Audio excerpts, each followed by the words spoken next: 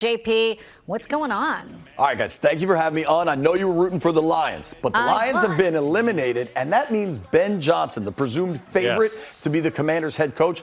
This search is really going to accelerate now because they're looking at coaches from the Ravens and the Lions, all of whom could now be available. The Lions' offense, which Ben Johnson's in charge of, has been so impressive. If you remember, they got out to that early lead in San Francisco. They did lose eventually, but Ben Johnson is probably the premier candidate on the market. Nothing is a sure thing yet. There's lots of interviews to come with 5 different candidates, but it could be Ben Johnson, and it could be as soon as this week.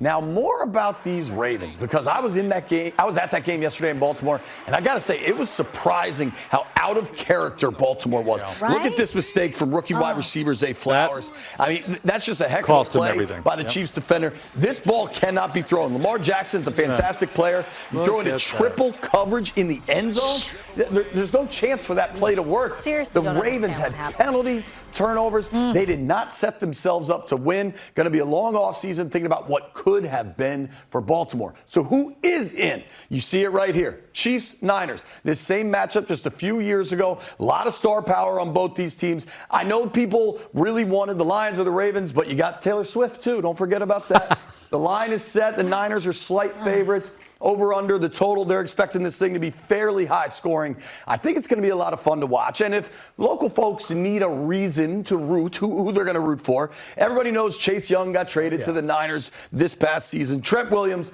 I am rooting for Trent. You should too. One of my favorite people I've ever covered.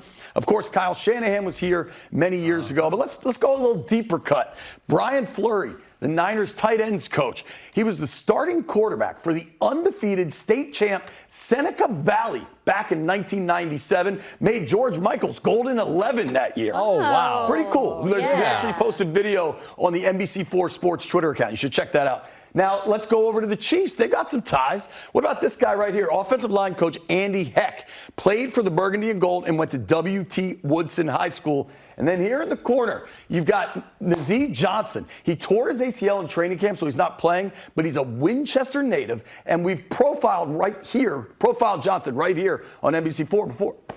All right, so we do have some local connections to root for. San Francisco's got more locals and those recognizable names. They certainly have the headliners. Yes. And, you know, a lot's been made about Chase Young being in the Super Bowl.